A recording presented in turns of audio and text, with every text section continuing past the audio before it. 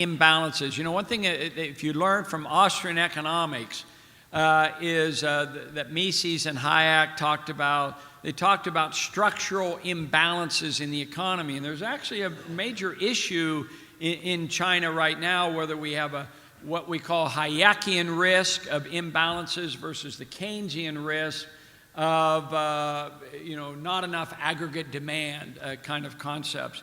And maybe this is might be a little over your heads and so forth, but it is a major issue with various economies, these structural imbalances. I did want to... Sorry. One more thing. Yeah, just okay. say, And then we'll turn to Latin America. in fairness, I don't think it's necessarily correct to criticize other societies for how they wish to organize their economic activities. To say that there is no safety net and therefore that's bad because we have an excessive safety net, I think seems to miss the point. In fact, it was the Obama administration that was going after Romney consistently by comparing the lack of entitlement in the United States compared to the European Union. He's saying, this is what the European Union does, why shouldn't we be doing the same thing? No. We think they're getting it wrong, for goodness sake. We should do the same thing to them so we can grow as slowly as they do. What's the whole point of that? And this kind of reminds me, I'm going to have a debate at Rollins College in Florida later on this month, which is a school that I taught in Central Florida for a number of years, and we're going to have a debate on whether austerity and balanced budgets is a good idea. I'm going to take that view. And then they have 4 economists from Rollins College arguing against me. And they said, we like to present both sides. And I wrote back to them and I said, yeah, I believe in both sides too. There's good policy and bad policy. And those are the two issues, the two sides. Let's talk about Latin America a little bit, because there you're seeing a real struggle between what I call the Chile model of free market economic growth and the Venezuelan model of nationalization, a big government, government intervention in a major way. And I was always surprised. Chile is such a successful model. The Venezuelan model is such a disaster. Why is this a problem in Latin America, and so many countries and leaders are struggling over this? Yeah. In fact, to get a sense of that, I will, if you indulge me, tell you the most tasteless joke of 2012 that is being told in Caracas. They're 2 old guys in Venezuela, and they're playing checkers, and one of them just can't stop him. Every other word, he's cursing Hugo Chavez. He won't stop. Finally, the other old guy who hates Chavez just as much as him says, come on, have a little bit of, maybe you should think about it. I mean, the man is dying of cancer. So the first guy says, okay, I'll think about it. He says, okay, yeah, I've thought about it. Doesn't change what I think of Chavez. But it does change what I think of cancer.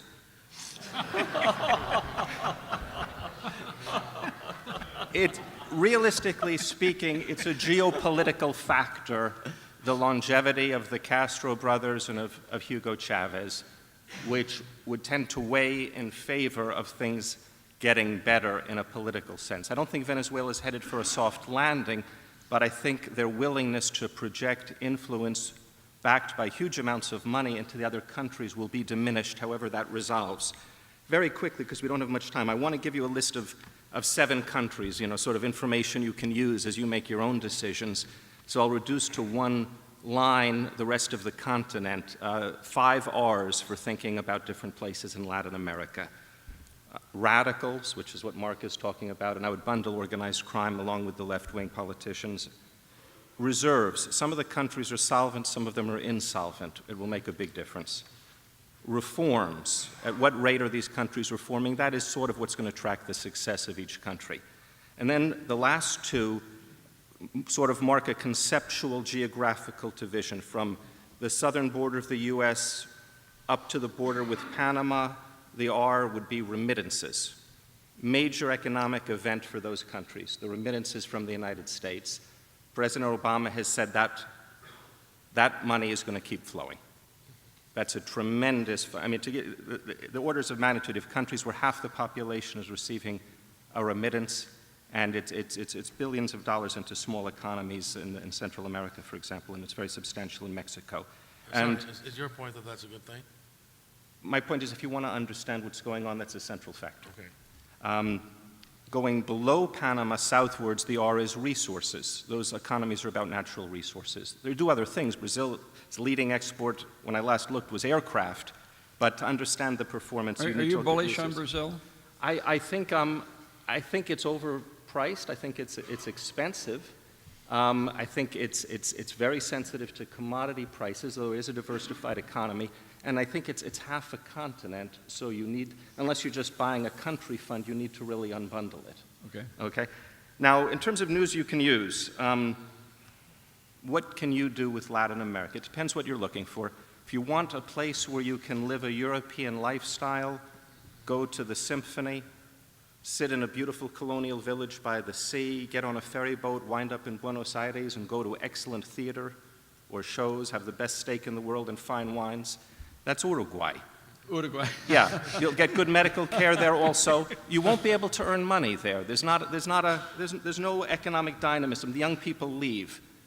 They turn 21, they leave the country, they go someplace else for opportunity. Unless they reform, that's the way it's going to be. If you want someplace that's undiscovered, Uruguay is extremely far from the U.S. Very hard, very long flights, not direct connections. What you want is to remain connected to the U.S. because you have grandkids or businesses.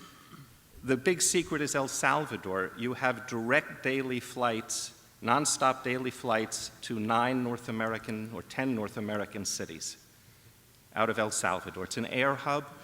It's a dollarized economy. I helped them reform their monetary system. You won't have to learn a new currency. It has this huge inflow of remittances. It provides an economic stability, and the cost of living is extremely low.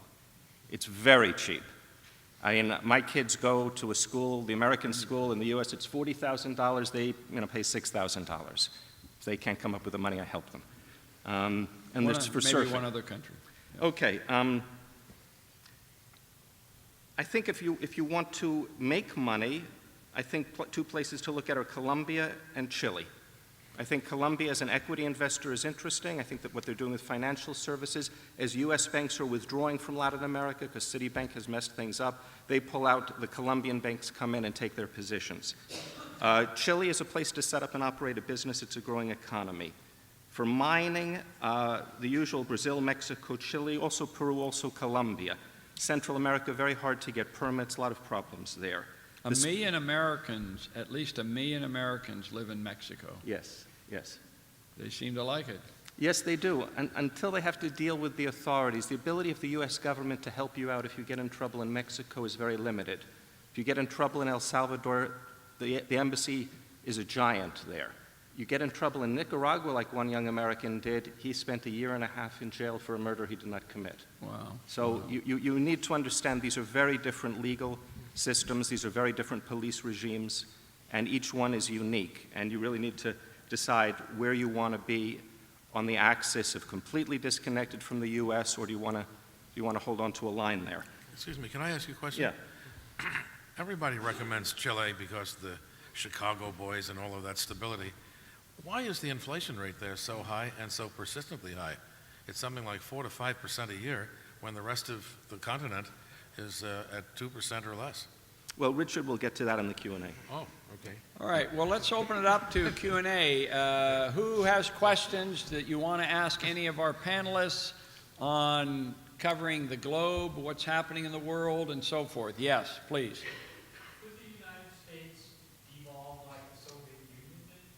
Could the United States devolve like the Soviet Union did? Now, Richard, why don't you answer that question? I'm not sure what devolve means. They've actually advanced considerably since 1991. So, having spent a great deal of time in the old USSR, both before, during, and right after the fall of the wall, our situation is totally different. What I think is more likely to happen here is we've got this increasing competition among the various states in the U.S. You may have been reading where more states are thinking about giving up their income taxes. And we've got, let's say, the Texas model at one end, California, Illinois, New York at the other end. We know how that's going to come out. The Texas, the Floridas, the Wyomings, and so forth, Tennessee, they're going to win this economic battle. I'm hoping that over time, I'm like John Allison, I'm a long-term optimist, and Warren, that rationality will prevail. The numbers are overwhelming on our side. You look at, as we've mentioned, the countries around the world that are succeeding. Well, they're following the prescriptions of the Chicago school. You look at the ones who are failing. And it's really unambiguous. And it's incumbent upon all of us to get more of that information out there. One of the great leaders in getting information out there is the Cato Institute, which is the world's largest and most influential libertarian think tank. And so it's up to all of you to write out a check and give it to John Allison today so we can expand our reach so the world is more prosperous and there's less misery. And it's in your own self-interest because if world economic growth is slower and there's more misery, you all will suffer. We should write out a check to Cato instead of the UN. Is that what you're saying? That would be your perspective. Listen, Mark, can I just say one thing? Okay, real quickly, because we're running out of time. The difference, in my view, is this. The countries that made up the Soviet Union never saw themselves as really being Russian in any real sense. Just like in Yugoslavia, it was a whole hodgepodge of individual, identifiable tribes, peoples, whatever you want to call it. And so when they, as you say, devolved, what really happened is that the individual countries were able to have their cultures now once again dominate their everyday life instead of subordinating that to the communist model. That's what happened in Yugoslavia as well. I'm saying that we never had that here. People here aspire to be Americans first and Italians or Irish second. They saw themselves as trying to become Americans rather than trying to retain their country of origin identity. I would like to suggest, since we run out of time for this panel, and it's an important topic, but we haven't mentioned Canada, and I just want to end on that note because Canada went through a financial crisis very similar to ours in 1995, right around that time period, where the Canadian dollar was falling very rapidly, where government as a percent of GDP was over 50%. They had a major deficit, high interest rates that they were paying on their debt.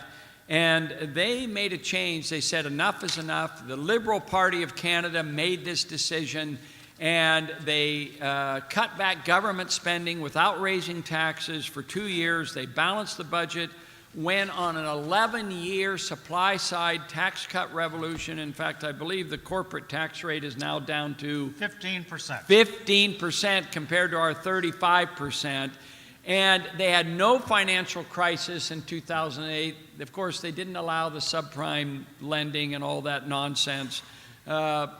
It's just an incredible success story, and it's one that isn't told enough. So I wanted to make sure at our global summit that we mention the Canadian success story, and I suggest you Google it and make that a point of something to take away from this conference. Well, we've run out of time. Let's give a warm thank you to all our members of our panel.